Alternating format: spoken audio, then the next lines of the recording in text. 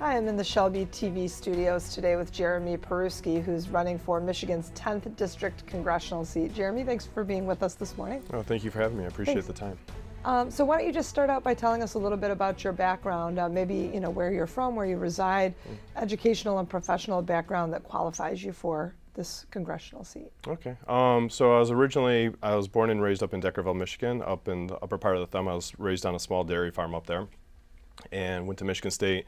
Afterwards, I've spent basically the second half of my life, the last 21, 22 years, I've been doing international business. I'm a finance executive, helping advise some of the largest technology companies around the world.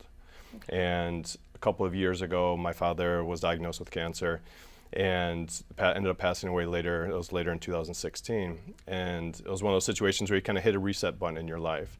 And I decided I wanted to come home and be closer to family and friends and all of that. And so coming back and having been back for the last couple of years, seeing where things have gone from a political discourse perspective and how uncivilized, and I think the last 2 weeks have kind of epitomized and seen this fever pitch of the divisiveness that's taking place in our politics these days. Looking at the situation and just kind of hearing people, the anger that people have, even though we're at economic highs, you start to see like something's broken here. I think most people agree that right now Washington is very dysfunctional.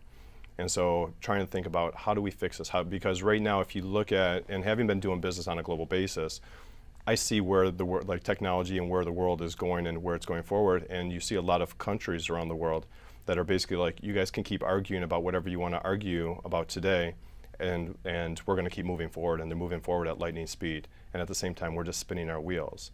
And so I look at it from perspectives, no one's looking out for our communities. Nobody's helping our communities. Nobody's paying attention to what's taking place and trying to make sure we're in front of these trends versus trying to play catch up or not doing anything like today. And so looking at this, I realized that basically, given my background of what I've been doing and what I've seen, especially on the technology front and where we are right now in terms of our community, we're not being properly represented. Our current official, he doesn't even do town halls. And so from that perspective, I'm looking at who's looking out for our community, who's looking out for our people and representing our people in DC, because it's the one voice that we have in DC for our community. And so looking at that and trying to figure out what's the best way to do it, when you look at the two parties become so divisive that they're stuck on their talking points, whatever those talking points are, and they expect those talking points, whether it's the Republicans or the Democrats, they expect that to apply to everybody across the United States. And I mean, we all know District 10 is going to be very different than down in Detroit or California or Texas or somewhere else in the country. And nobody's representing us right now and representing the needs that we have here, because our needs are going to be very different. And so looking at that and looking at how divisive it is, the only solution that I could come up with is running as an independent. And so it's no party affiliation, which I love the title, because no party affiliation means the parties aren't telling me what to do. The party is my community. It's the people who vote for me. It's not going to be a party telling me you have to adhere to these talking points or push this bill through, because they don't have any say or weight over me.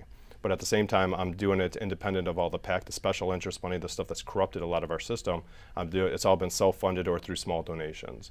And so I think looking at it from that perspective, I'm basically taking that independent route, and I want to be able to give the voice back to the community. Excellent. Well, what would you say is the most pressing need right now for our area and the state as a whole? The most pressing need, and it's kind of an almost all-encompassing, because it brings a lot of things in, is you look at the American dream. It's become unaffordable. And I can't begin to tell you, whether we're talking about healthcare costs, whether we're talking about insurance costs, whether we're talking about college education costs. All of this, you've seen dramatic increases in all of these expenses over the last 10 years, 15 years, and you've seen wages have been flat. Literally, I think it was last month, or maybe even a couple of weeks ago, they announced that our wage rate had just gotten back to the level that it was in 2008. So imagine wages and income isn't going up, but all those expenses we know have gone through the roof. And so all of a sudden you have a point where the American dream isn't affordable anymore. Middle class isn't affordable. I talk to people up in the Thumb area, down here in Macomb as well, that are making $100,000, $120,000, and they're afraid that if they have one unexpected health care bill, they're going to go bankrupt. And it's not supposed to be that way. And I imagine as an independent, you've been doing a lot of canvassing and really trying to get your name out there. When you are talking to the voters, the constituents, are they voicing the same concerns that you're bringing up? Or are they talking about other issues as well? No, this is from them. I've shaken over 4,000 hands. I have been very active in Macomb, in St. Clair, in all the counties around our district, and I've put on, I think, 22 or 23,000 miles on my truck in the last 3.5 months. And I'll tell you, this is coming from the people, because I don't have parties or special interests telling me what to say or telling me what to focus on or hammer, like, be on these sticking points. I'm listening to the people. It's about listening to the community, what the issues are. And I can tell you, these are the issues front and center. There's a lot of fear when we're looking at our economic our national government from an economic perspective, all the debt that's been added on with the tax cuts and with the spending bill that was just through the roof. Again, the American dream has become unaffordable at the same time, which we're spending more money, but normal people aren't feeling it. And so it's the same message I'm hearing. It doesn't matter if you're a farmer or if you're an auto worker. It's throughout our entire district. The same. And how would you hope to address that if you were elected? So when you look at it, basically there's a couple of things. I look at it very simplistically. It's a common sense approach. It becomes rocket science when you start adding in the special interest wanting this or another one wanting that and whatever, them trying to push their points and get their exclusions or trying to manipulate the system a little bit. But the solutions are very crystal clear and they're very common sense. And you have to get back to a point where we're actually talking to one another. And if you look at, we'll use the House as an example.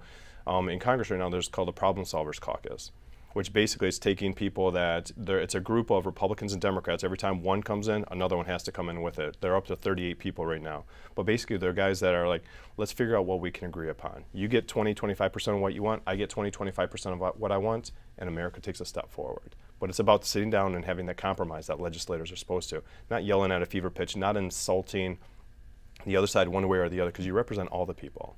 And so, but it's trying to figure out, okay, how do I get a little bit of what I need, and you get a little bit, and we can all benefit off of it. Okay, well, I think we have about 30 seconds left. So if you want, why don't you just wrap up in 30 seconds? Why should voters vote for Jeremy Peruski?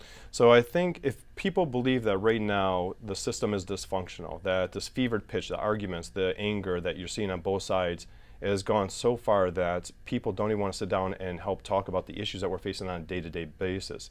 I'm not talking about whether it's the Kavanaugh hearings or some tweet of the day or whatever it may be, but the actual hard issues that we're facing, we have to start looking differently. Traditionally, we've looked at independents being on the extremes, and now what we're seeing is the parties moving to the extremes and the independents are coming to the middle. And we need to get back to common sense solutions for the communities, for our communities, and represent the communities again. Excellent. Well, thank you so much, Jeremy, for being with us this morning. We really appreciate it. We wish you the best of luck on November 6th. Thank you. I appreciate your time.